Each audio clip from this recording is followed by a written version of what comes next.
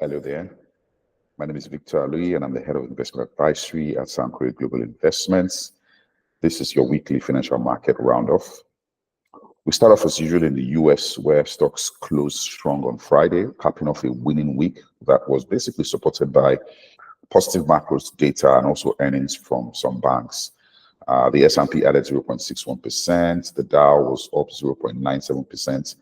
Both of them essentially at 10-day, a fresh all-time high, while the Nasdaq rose about 0.33%. The major averages also registered their fifth straight week of gains. Last week, the S&P and Nasdaq jumped about 1.1% each, while the Dow was up 1.2% for the week. I mean, essentially, a really strong start to the Q3 earnings season provided a lift, for stocks with JP Morgan and Wells Fargo topping revenue and profit expectations.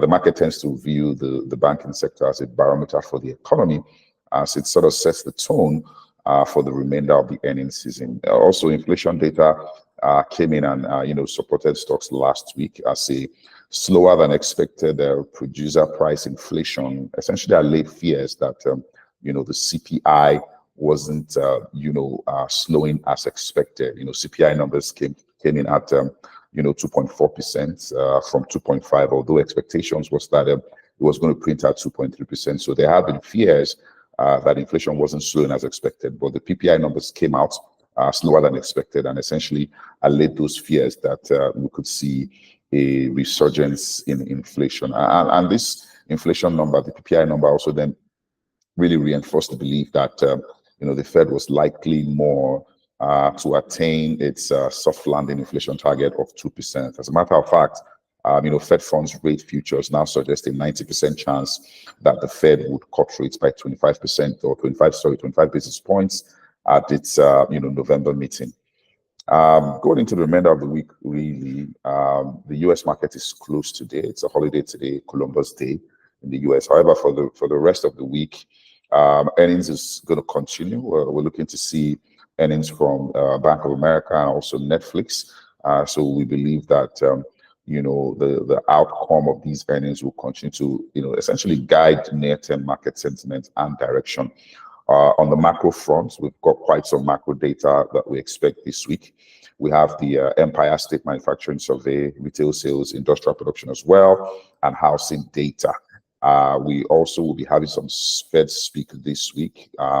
Governor Kugler and Governor Wallace will be speaking on Tuesday and on Thursday. Again, typically we'll be looking at these events to get a sense or a clue as to how these governors are thinking and what the path really for monetary policy is likely to be near term.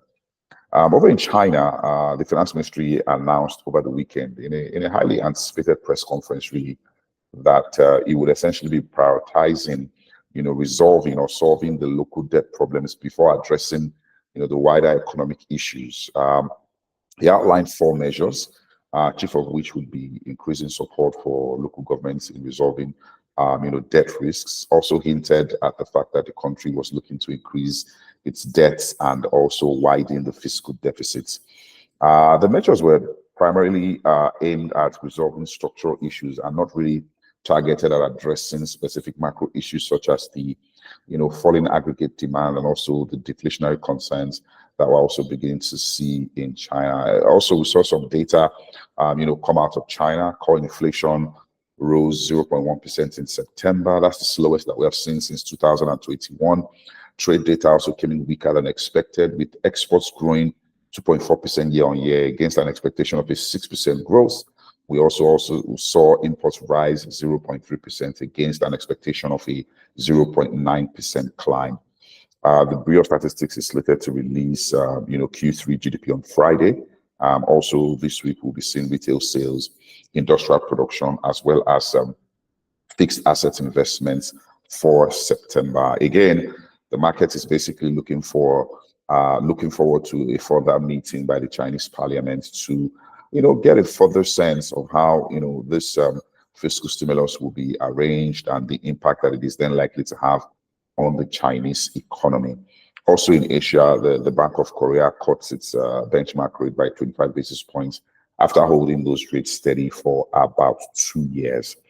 And in our local markets, again, liquidity continued to be the major driving factor, in the market. The T-bills market last week was largely bearish at the beginning, or basically as a result of the somewhat tight liquidity situation.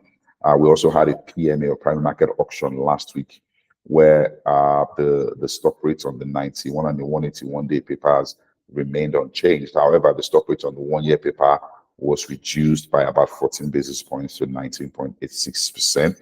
We also saw the central bank float an home auction last week, where it sold about 908 billion as well.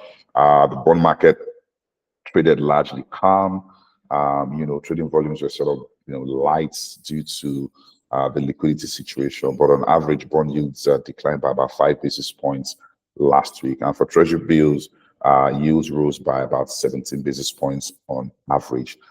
Going into the remainder of this week, we expect inflation to come out tomorrow. That's inflation for Nigeria. The expectation is that we will see some moderation in the decline that we saw the last time. Obviously, there are quite some inflationary pressures on the horizon, and we expect that the impact of those pressures will begin to show up on the inflation number. So that's pretty much it in terms of our updates for the week. Thank you very much for your time. We hope that you have a very, very productive week. Thank you.